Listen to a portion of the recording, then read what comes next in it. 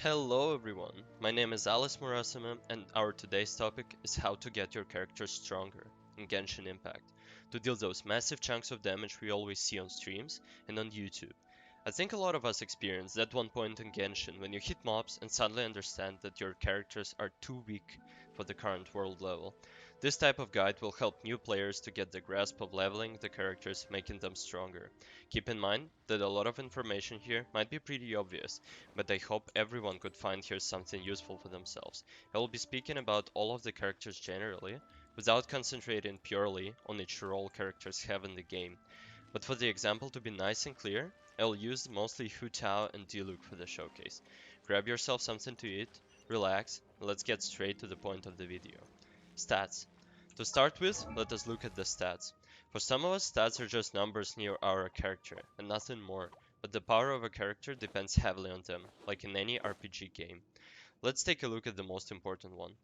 HP is the maximum amount of health you have at the current moment of time. Obviously, characters with more HP can survive longer. Attack is an amount of damage you deal from each of your attacks, not including reactions. Higher attack, more consistent damage. The strength of your reactions depends on elemental mastery. By pressing details below the stats, like I did, you can also see the amount of damage each type of reaction will do in percentage. That is really useful. Crit rate and crit damage are a really important part of a character's power as well. More crit damage, bigger numbers of damage. More crit rate, you'll get those numbers much more often. Alright, now we know that with more stats characters will get stronger. But how to get the good stats? Leveling. So the first part of getting your character stronger is leveling, and that is essential because with the levels rise, natural stats of the character will rise as well. Although there is no rush leveling all of your 4 characters in the party. I'd recommend keeping your main damage dealer around 10-20 levels higher than the other teammates if you're low on resources. Let's take Diluc as an example. On level 20, he has only 5% crit rate bonus, but upon leveling, he gains much more of it. And on level 80, he has 24 already. Sadly, I do not have him on level 80, but you got the grasp, right? And that is without any weapons or artifacts equipped. Ascending your characters also give you 2 passive on the way to level 70. And some of them are really strong. Let's take a look here. Here's one passive. Here's the second passive. You can read it by yourself and I don't need to explain it, but passives make your character stronger enormously. So, artifacts. Artifacts are a much major topic, but basically more levels on artifact, more characteristics are upgraded, just like leveling. Try to look for the stats you need the most, and once you got them, level them up. For the sake of an example, most of damage dealer love getting crit damage and crit rate. Here are some examples. Here's crit rate, here's crit damage, though this cap is actually decent. Crit damage, crit rate, so you got the grasp, right? Try to look for the good stats and level those artifacts up. Weapon. The weapon equipped gives us so much in terms of damage. A lot of new players keep forgetting to level it up, but it is one of the most important steps. Weapons are the only source of getting base attack, and base attack is essentially the number from which all of the other attack percentages will scale. That means that if we have a stronger weapon base attack, we'll have much better gains from attack percentage on our artifacts. And guess what? More damage dealt overall. Now let's take a look at talents. If your character is leveled enough and has a good weapon and you're still not satisfied with the performance, maybe the answer lies in underleveled talents. Upgrading a talent will make this particular skill upgraded deal more damage in percentage. The difference is more drastic than you might think. Let's take at my Hu Tao's ultimate for example. On level 1, talent deals 300% damage, while on level 7, which I currently have, it deals 423% damage. And that is only one part of the skill. Most of the talents upgrade has not only the damage of the skill, but a lot of the other aspects too. On level 7 is far from being the best, but I already can get the numbers like this. Like this, let me show you.